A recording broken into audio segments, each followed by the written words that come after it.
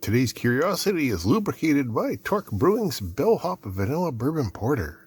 Their tasting notes include things like roasty chocolate vanilla with a vanilla and oak aroma and a nice dark appearance. Just what you would expect from a porter. And a very nice one too. So today, I'm taking a look at this. Dioder is IKEA's older series of LED strips. They don't do these anymore. These are from about 2019 or thereabouts. Their newer ones are using a completely different technology for controlling them. But when I found this one for cheap at a yard sale, I had to grab it just to see what the control scheme is actually like on these. Even though this one is used, I'm pretty sure it has everything that it came with. It's even still got the sticky pads unused in there. It's got some little jumper wires, and actually that accessory bag is still sealed. Other than that, we have a little power brick with an unusual connector on it. We have this guy, which has a barrel jack, and it looks like pin connectors, 4-pin connectors that go out to the LED strips. It has this little controller, which is the color controls on and off. I'm not quite sure what that does yet because I haven't read the manual, but it's got this little 4-pin plug that goes into that module there. You believe it does? Yes, it does. And then power from this funky little... Actually, that looks an awful lot like the old DIN speaker connectors that you used to get on European audio equipment. If there's any Europeans around that could confirm that, that would be nice.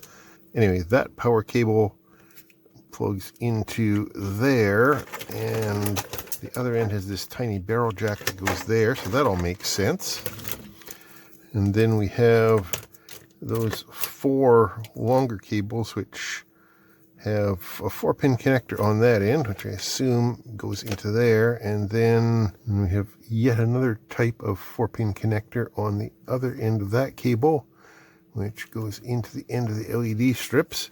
And at the far end of the LED strips, yet another type of connector, which I'm going to assume mates with these ones that are in the bag.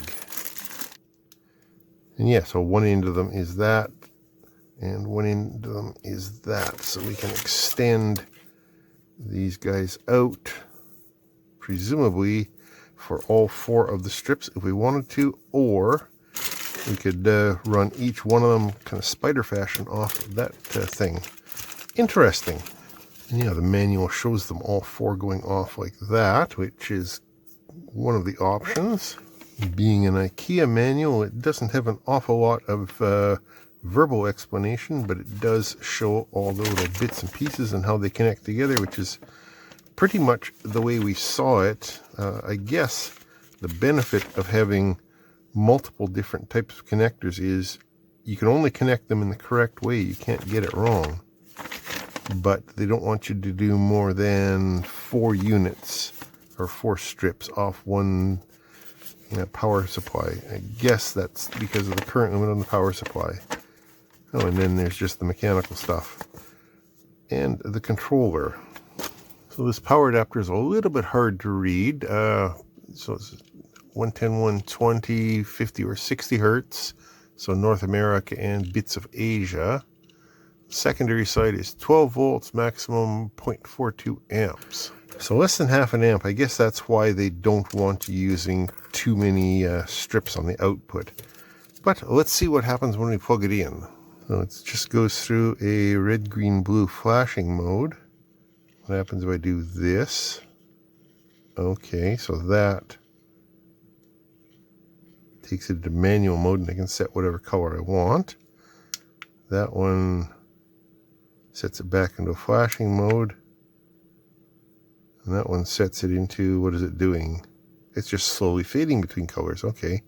And if I touch that, it immediately just goes back to a static color, and then on and off.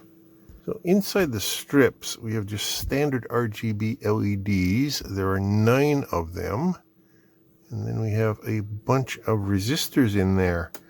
although one of those resistors is a 0 ohm resistor, so there's really only 12 that are being resistors with 3 colors. That means there are 4 resistors servicing 9 LEDs as current limiting, and they are held in place with this little plastic nubbin here, which was pressed in from the back. And if you get those out of the way, then you can just slide the whole shooting match out like that and take a closer look at it. On the circuit board, it's even got component designations. It doesn't tell us what the values are, but it does give us their names. I don't think I'm going to bother doing a schematic because it is so hard to see what's going on here underneath this white silk screen and double-sided board, and of course traces disappear underneath things as well. But it's just series resistors and LEDs, nothing particularly special to it. Those just pop back in there, and then our little nubbins shove back in there. I will do that off camera because it's a little fiddly. Oh no, there we go. Let's push that guy in, and that holds it in place. So now then, let's see if we can figure out what's inside this thing without permanently destroying it. Though since there's no screws on the back of it, I suspect we'll have to go in the hard way with a spudger or 2 or 3. Hopefully it's not glued. Oh no, I've got a bit of a separation I can get into. It's just clipped. It's just very aggressively clipped, I think.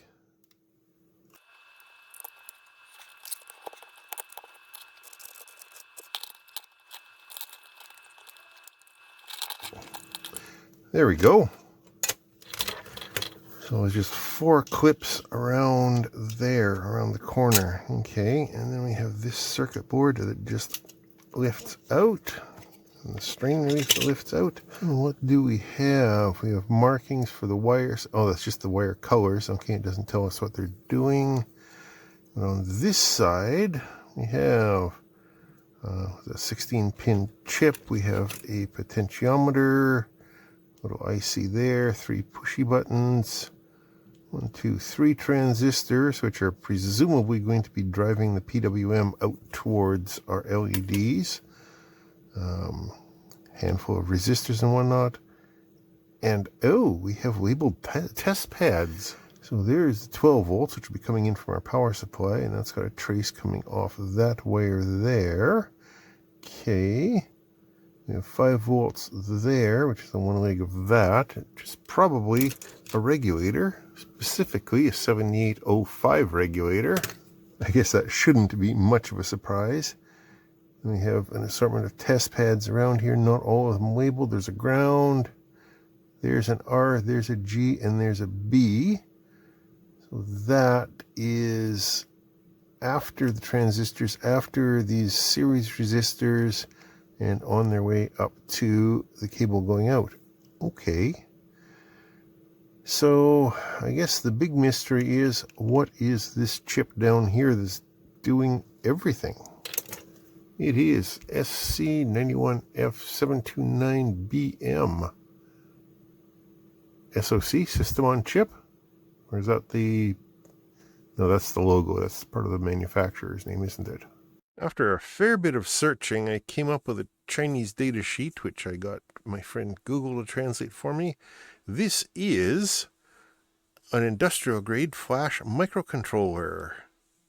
It has 120 bytes of SRAM, up to 12 general-purpose I/O, 2 timers, 6 ADCs, one of which presumably is going to be coming from that potentiometer, 2 PWM channels. Huh.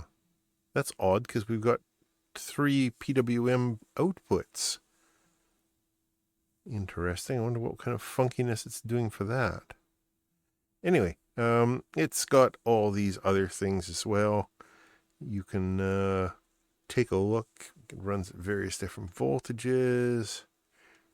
Oh, it's a 14-pin dip. I thought it was 16-pin. Regardless. There is the pin out. I have no idea how this would be programmed. It talks about, up here somewhere, It talks about it using this 8051 instruction set, which I'm not familiar with. And realistically, I have no reason to want to reverse engineer this. It just is what it is.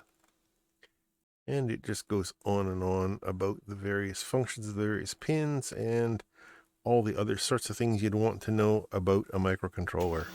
And I guess that completely makes sense that it's based on just a tiny little microcontroller.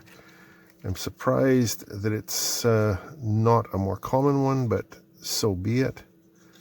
Now then, getting that potentiometer lined up, I think that's right. It's got a little hex shaft on it, so I was fairly careful not to rotate it so that it wouldn't be completely out of alignment when we reconnected everything. That strainer knife jams back into there, and this is going to click together with some fairly noisy snaps like that. And it's as if we were never in there. Let's just make sure that it still works. Yeah, that plugs in that way, and power over here, and there we have colors. Still does its thing. Cool. I would take a look inside this thing, and I suppose I could.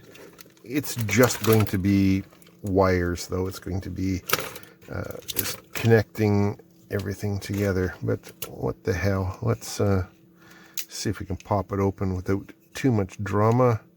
And again, there's going to be clips in here someplace. It's just a matter of finding them.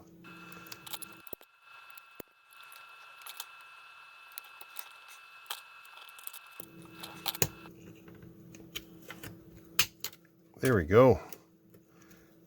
That was noisy and a little bit abusive, but it's just punched down over little pegs there. And yeah, as I thought, there's nothing in there, just connectors connected to each other.